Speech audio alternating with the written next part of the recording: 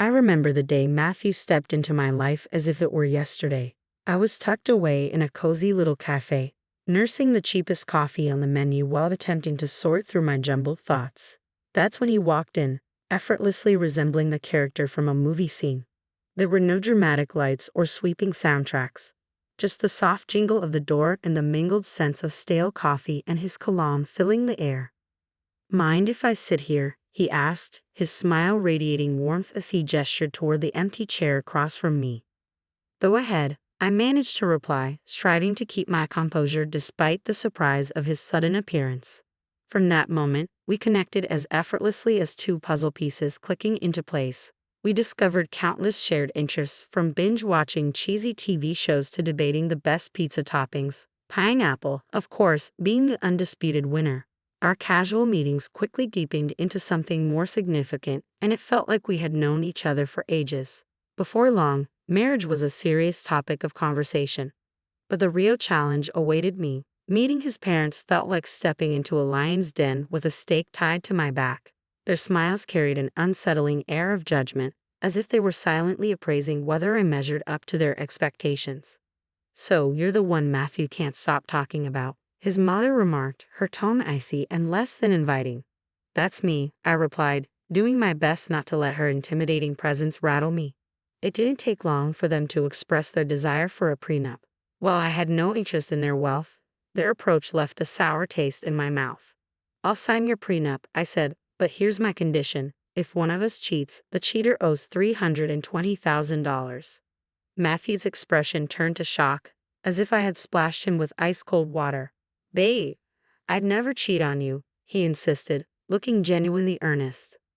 "Yeah, well, my ex said the same thing before I caught him red-handed," I shot back. It was all or nothing. Matthew eventually conceded, though his parents were far from pleased. We thought that settled things, but more surprises were in store. One evening, curled up on our creaky old couch, a piece we often discussed replacing but couldn't bear to part with because of the memories, it was easy to get lost in planning our dream trip to Italy. The gentle hum of the TV faded into the background as we animatedly discussed our plans for Catania. "Imagine it, Matthew. The food, the wine, the art. We have to go," I exclaimed, my eyes sparkling with excitement. Matthew chuckled and pulled me closer. "Janice, you had me at food, but let's be real, our bank account is more suited for backyard camping than jet-setting to Catania." I playfully nudged him. "Then we'll save up. We can cut back on things we don't need, like your video games." "Not the video games," he feigned horror. "Take my shirts, my shoes, even my precious coffee maker, but please spare the games."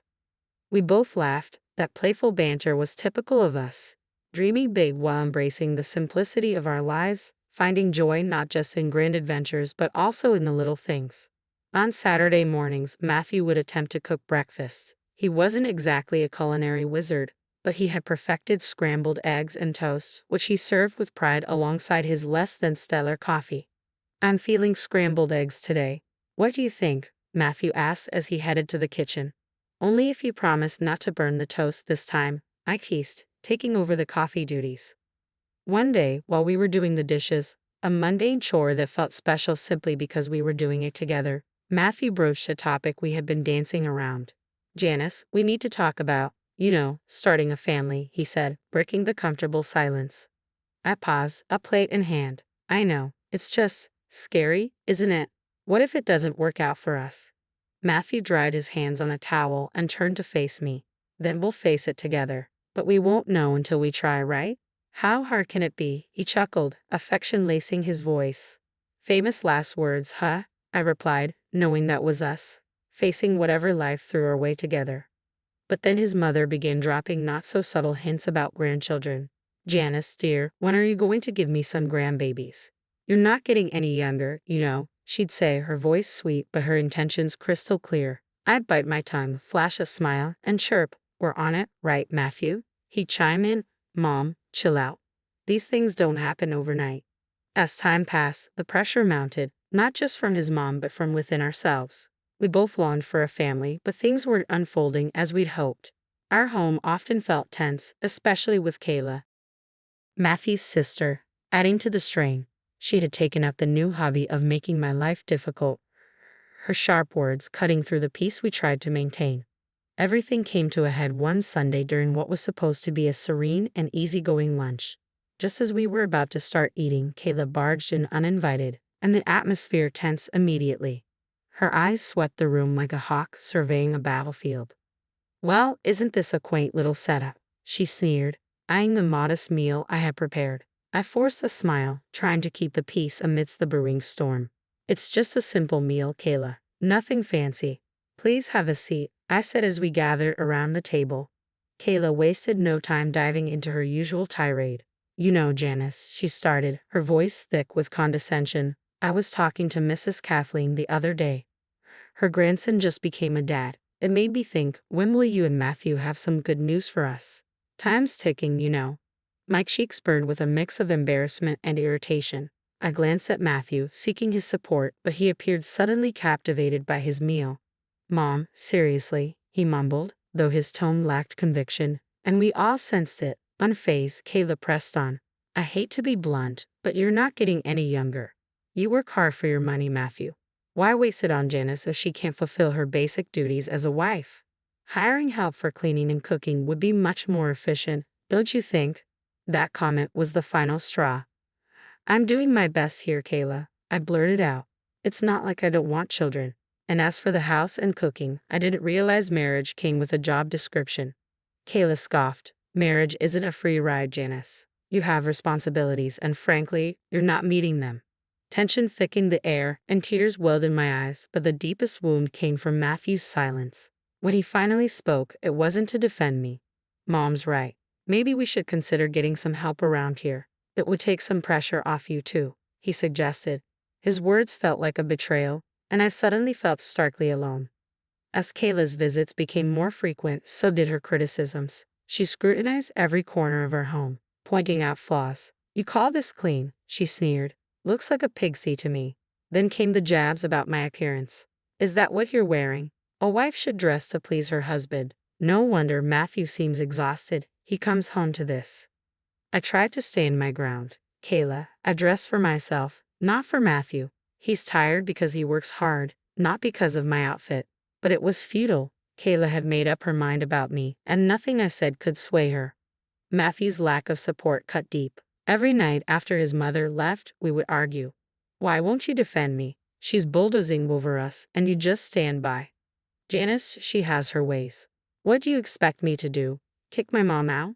"No, but I expect you to be my partner, to stand with me, not against me." It became clear that this situation was more than just Kayla's disapproval. It was a test of our marriage, a trial of whether we could withstand the relentless barrage of her criticisms. As the weeks passed, it dawned on me that this was not a temporary phase. It was a full-blown assault. If we didn't take action soon, there might be nothing left to salvage. The atmosphere between Matthew and me turned icy, exacerbated by Kayla's intensified critiques. Life at home became unusually tense, and I couldn't shake the feeling that Matthew was keeping something from me. It wasn't just the usual stress from work. There was an unsettling change in his behavior that hinted at deeper secrets. It started subtly with his phone habits. Matthew, who had always been an open book, began stepping out of the room for calls, particularly those from someone named Austin, allegedly a new colleague who had a lot of questions. One quiet evening, trying to keep the conversation light, I asked, "Who's this Austin at work?" Matthew's reaction was instant and telling. His body stiffened, and he looked away, a clear signal of his discomfort. "Just a new guy at the office. Really inquisitive," he answered too quickly, avoiding my gaze. But there were more troubling signs. Matthew, who had previously been indifferent to fashion trends, started transforming his wardrobe. Out went the graphic tees and faded jeans, replaced by neatly pressed shirts, sleek trousers, and even a new cologne that lingered around him each morning. "What's with the new look? Planning to model for a department store catalog?" I joked, trying to mask my growing concern. One morning, as Matthew styled his hair in a new way, I joked, "Planning to model for a catalog." He gave a nonchalant smirk. "Why not spruce things up a bit? No harm, right?" But the late nights began to pile up. "Sorry, love. This project is killing me. I'll be home late," his texts would read, night after night. Often, it wasn't until the early hours of the morning that I'd hear the key turn in the door. Something felt off, a gnawing sense of unease that wouldn't fade. Driven by a mix of fear and a desperate need for the truth, I hired a private investigator, a decision that felt like it belonged in a melodramatic detective series. The results were just as dramatic. Inside a plain envelope were photographs and a voice recording. The images showed Matthew with another woman, their closeness unmistakable, while the intimate conversations on the recording shattered any illusions I'd held. Here was a man in love, but not with me. As I sat alone, absorbing the cold truth laid bare on my kitchen table, I realized these pieces of evidence could be crucial if our marriage crumbled into a divorce. The photographs transformed memories of our shared life into jagged fragments of betrayal, and the voice recording taunted me, echoing every tender word he'd ever spoken to me. Yet I kept this devastating discovery to myself, bearing the weight of heartbreak alone. I wasn't ready to confront him. Not yet. I needed time to plan and figure out how to approach the likely end of our marriage with some semblance of grace. In the days that followed, Matthew and I continued our charade. He wore the mask of the affectionate husband while I played the role of the content wife, our conversations peppered with artificial laughter and hollow words. "Everything all right?" he would ask, concern lacing his voice. "Just tired, you know. Work's been crazy," I would reply, the lie tasting sour in my mouth. Then one day, as I passed by Matthew's slightly open office door, the truth spilled out. He and Kayla were discussing not trivialities, but the future of our relationship, with grave seriousness. "I can't do this anymore, Mom," Matthew confessed, his voice heavy with weariness. "It's not just about Janice not having kids, it's more than that. I feel like we're just coexisting, not truly together." Kayla's response was razor sharp. "But think about it, Matthew. She hasn't given you a child. What else does she bring to our family?" Her words were cold and calculated, and the weight of their implications confirmed the lonely path ahead. This wasn't merely a rough patch, it was a profound disconnect that might be irreparable. As I stood there, feeling the fabric of our marriage unraveling, I knew tough decisions awaited me, decisions that would redefine my future. "We can't miss out on a generous gift from her, can we?" Kayla's cynical tone pierced me deeply. They had a plan: keep me around just long enough to enjoy the lavish gifts from her upcoming birthday celebration before cutting ties without a second thought. "Just a bit longer," Kayla had said, her venomous smirk etched into my memory. I stood frozen, fury and disbelief coursing through me. It was clear they intended to discard me as easily as crossing off an item on a grocery list. The stain of betrayal ignited a fiery determination within me. They saw me as nothing more than a pawn in their twisted game, but I was resolute in proving I was no one's fool. A few days later, we sat down for a family dinner that felt more like a scripted play than a warm gathering. Kayla, with a calculated smile, turned to me. "So, Janice dear, what do you have planned for my birthday? Something special, I hope." I met her gaze with a calmness that belied my inner turmoil. "Actually, Kayla, I've been thinking about arranging a dinner at the city's most exclusive restaurant, an evening you won't forget." Her eyes sparkled with greedy anticipation as she exchanged a satisfied glance with Matthew. They thought they had cornered me, but little did they know, I was already steps ahead in a different game. "Oh, Janice, that sounds wonderful. Just close family, keep it intimate," Kayla purred with feeding sweetness. "Absolutely, Kayla.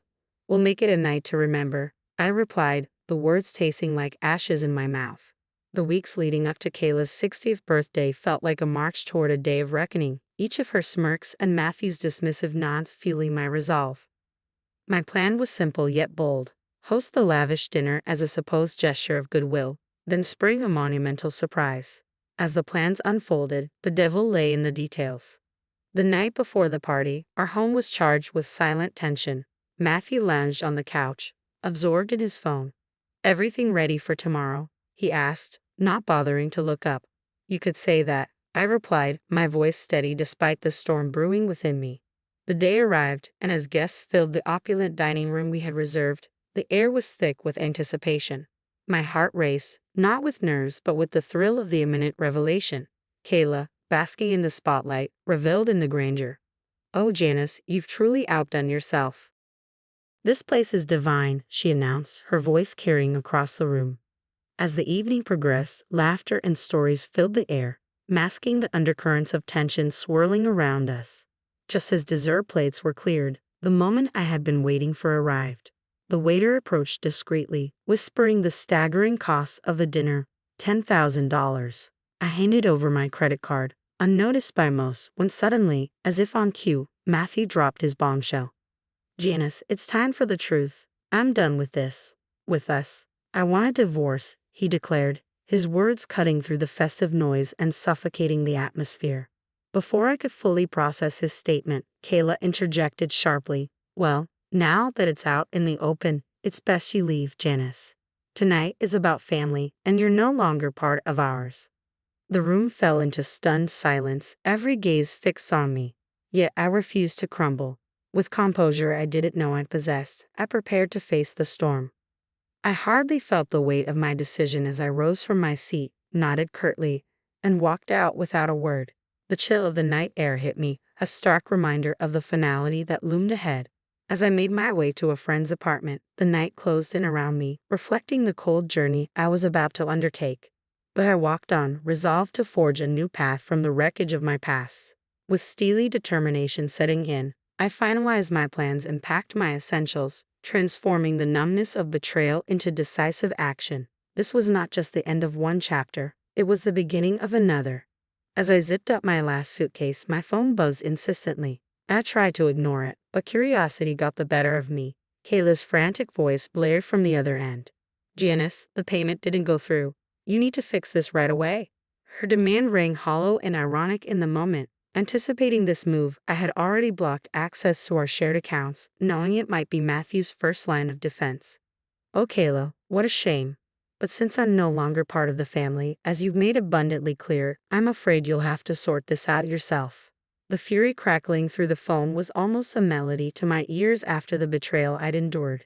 The chaos that followed, stories of the restaurant staff demanding payment, Kayla's escalating tantrums, and the police arriving to calm her down, was the perfect ending to the farce my marriage had become. In the end, it was Matthew and Kayla who scrambled to cover the bill, a fitting consequence for their deceit.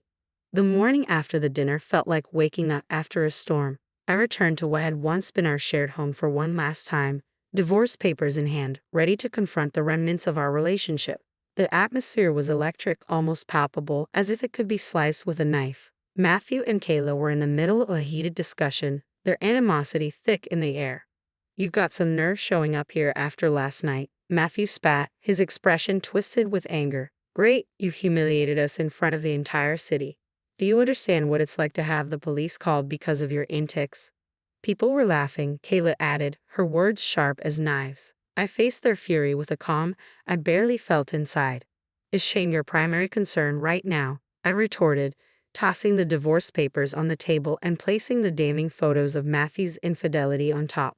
Matthew's face drained of color as he picked up the photos, his mother looming over his shoulder. Their anger quickly dissolved into shock, then morphed into panic as the gravity of the situation sank in.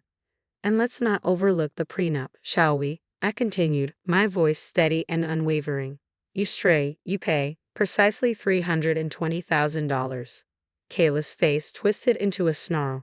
You wouldn't dare. You can't do this to us. Oh, but I can, and I will, I replied, my tone devoid of warmth. Recognizing the seriousness of the situation, Matthew shifted his approach. Please, let's discuss this. We can find a solution. A bitter, mirthless laugh escaped me. Find a solution. Do you think a few words can undo everything? No, Matthew, it's over. Kayla, ever the manipulator, tried to soften her tone, dripping with false concern. Janice, darling, think about what you're doing. This will destroy us. That ship has sailed, Kayla. You should have thought about that before. Their pleas turned to desperate entreaties, frantic attempts to salvage whatever dignity remained, but the time for words had passed. The moment for action had arrived. In the end, Matthew had no choice but to borrow money from his parents to settle the financial arrangements with me. As I walked away from that house for the last time, check in hand, I felt an immense weight lift from my shoulders. After everything that had transpired, I was finally free. I used the money from Matthew to make a down payment on a modest yet cozy place of my own. It's incredible how much peace you can find in a home that's entirely yours, where every nook feels like a sanctuary from the storms of a past life. Now, life is quieter, and that's exactly how I prefer it. I have a job that keeps me busy, friendly neighbors who greet me with smiles, and a small garden that's mine alone to cultivate. Occasionally, I hear bits of gossip about Matthew and Kayla. Just the other day, while picking up coffee at the local cafe, a popular spot in the community, I ran into someone from the old neighborhood. After exchanging pleasantries, they leaned in, their voice dropping to a hush. "Hey, have you heard the latest about your ex and his mom?" Their eyes sparkled with intrigue. I raised an eyebrow, intrigued yet detached. "Can't say that I have." "Do tell." They seem to be at odds. Apparently, Kayla isn't too pleased with Matthew's new girlfriend. Rumor has it they've been arguing nonstop. It puts your past situation in a new light, doesn't it? We quickly moved on from the topic, but as I walked away with my coffee, I felt a deep sense of relief. There was a time when such news would have disturbed me, but now it was just another story in someone else's drama. These days, my biggest concerns revolve around whether my tomatoes will ripen before the squirrels get to them, or if I'll ever master yoga without looking like a newborn deer. Life is simpler, quieter, and significantly more satisfying on this side of the chaos.